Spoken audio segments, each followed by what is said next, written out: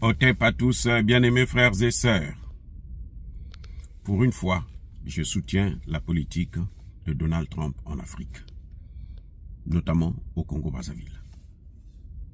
Donald Trump a raison sur toute la ligne de placer le Congo-Brazzaville, notre pays,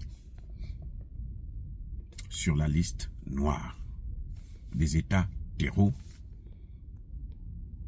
sur le continent africain. Je parle du Congo-Brazzaville, je ne parle pas du Tchad, parce que chaque pays a ses raisons. Le Tchad, c'est parce que vous savez très bien que le Tchad avait chassé les Américains. Le Tchad n'a pas voulu accueillir leur base militaire, ainsi de suite. Mais le Congo-Brazzaville, c'est parce que, justement, le Congo-Brazzaville a les terreaux. Le Hezbollah siège à Brazzaville.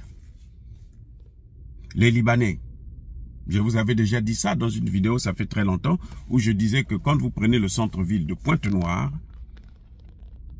il y a peut-être 2 ans, 3 ans de cela, même plus. J'ai dit le centre-ville de Pointe-Noire, là, il appartient aux Libanais.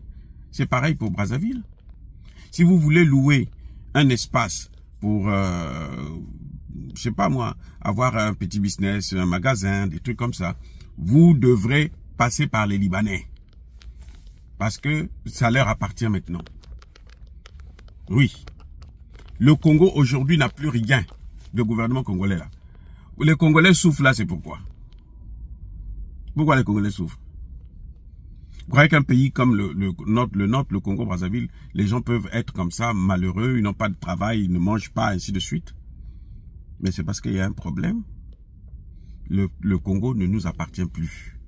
Le Congo appartient aux Libanais, aux Chinois, aux Syriens, aux Français, à tous ces expatriés, ces étrangers-là. Parce que le gouvernement congolais a tellement de problèmes qu'il est obligé de recevoir n'importe qui. Maintenant, en ce qui concerne la liste noire de Donald Trump, les terreaux sont au Congo-Brazzaville. Les Libanais ont tous des passeports congolais. Les Syriens, ils ont des passeports congolais. Et pire, écoutez bien, ce qui est plus grave, c'est que les passeports congolais qu'ils possèdent là, ce sont de surcroît des passeports diplomatiques. C'est-à-dire que le Congo falsifie les identités, il monte sur les fonctions des gens. Un Libanais, comment un Libanais peut avoir un passeport diplomatique congolais? Parce que bon, s'ils recrutent les Libanais, oui, très bien, ils ont recruté des Libanais. Mais il n'y a pas des Congolais qui peuvent faire ce travail. Et ça, c'est ce qu'on a vu avec les terres, où on nous dit, on va prendre des Rwandais pour venir nous montrer l'agriculture, alors que nous, on a connu un des plus grands agronomes du continent africain, Pascal Lissouba. Je ne parle pas de Pascal Lissouba, l'homme politique, Pascal Lissouba, le chercheur. C'est l'un des plus grands chercheurs en Afrique, là. Donc, il y a quand même, c'est lui le spécialiste des mangues greffiers. Maintenant, on nous dit, ce sont les Rwandais qui vont venir nous apprendre à planter le piment, planter peut-être le thé aussi, et à voler les matières premières de la RDC, à tuer les Congolais de la RDC. C'est ça qu'ils peuvent nous apprendre. Il n'y a rien d'autre. Bref, les Libanais se baladent avec des passeports congolais, des passeports diplomatiques pour certains. Et nous, Congolais, si vous avez besoin d'un passeport, mon Dieu, c'est le parcours du combattant. Et c'est ça qui est le plus frustrant. C'est-à-dire que des gens qui n'ont rien de Congolais, qui d'ailleurs ne se reconnaissent pas Congolais, sauf quand ils vont commettre des actes. Parce que quand ils voyagent là, ils vont partout, ici et là, ils vont négocier des marchés, des trucs pour Sassou et tout. Et puis voilà, on leur donne ces faux passeports. Ces vrais faux passeports.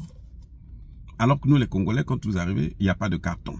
Le carton là, c'est une matière première. Il n'y a pas de carton. Tu n'as pas 1 million, 2 millions, tu ne peux pas avoir un passeport au Congo-Brazzaville. Et les Libanais, non, ils ont toujours les passeports. nos passeports. Non, il faut que ça s'arrête. Donc, je crois que Donald Trump a raison sur toute la ligne de, comment dirais-je, mettre le Congo dans cette liste. Le Congo mérite cette place-là. Il a sa place de choix sur cette liste. Les Congolais, c'est vrai, c'est dommage puisque ça pénalise la population, mais le problème c'est celui-là. C'est aux Congolais maintenant de savoir que il faut se mobiliser, comme ils ont fait pour les terres, pour les Rwandais, pour que les Libanais arrêtent de prendre le contrôle de notre pays. Parce que ce que vous êtes en train de voir au Congo-Brazzaville, mais c'est comme ça que ça a commencé avec l'Afrique du Sud. Aujourd'hui, l'Afrique du Sud n'appartient plus aux Sud-Africains. Je veux dire aux Noirs. Vous comprenez? L'Afrique du Sud, maintenant, c'est pour eux. Donc, les amis, je crois que c'est aux Congolais de prendre leurs responsabilités. N'attendez pas Emmanuel Macron, parce qu'Emmanuel Macron, c'est un double sim, comment on l'appelle? Double sim, voilà. C'est un vrai con aussi, en plus.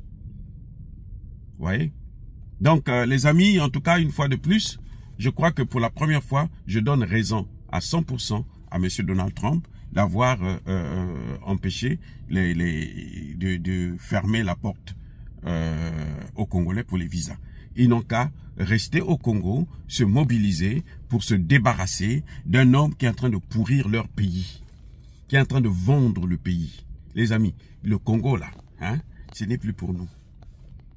Le pétrole appartient à Sassou, plutôt à la France, au moins à 60%. Le reste là, c'est pour les Chinois, les Italiens et les autres. La forêt, c'est même pas la peine, c'est pour les Chinois. Ils ravagent la forêt comme si c'était... C'est-à-dire que c'est comme s'ils avaient une haine, quoi. Il faut maintenant, il faut carrément tout enlever. Et les Congolais sont là, le peu de fonctionnaires qui sont là. Et vous demandez qu'on leur donne des salaires. Pour ça, Sassou Nguesso a raison de ne pas leur payer les salaires. Ils ne foutent rien. Vous voyez? Il n'y a rien qui appartient aux Congolais actuellement au Congo. Le Congo est en train de nous échapper. Et nous devrons nous réveiller pour que nous puissions remettre ce pays sur pied et le laisser à nos enfants et nos petits-enfants. Sinon, eux, ils n'auront rien que des larmes pour pleurer. Ils seront des esclaves, des locataires chez eux. Les amis, encore une fois de plus, soyez bénis, abondamment bénis par le Dieu des Kémites et par nos ancêtres. Vive l'Afrique éternelle.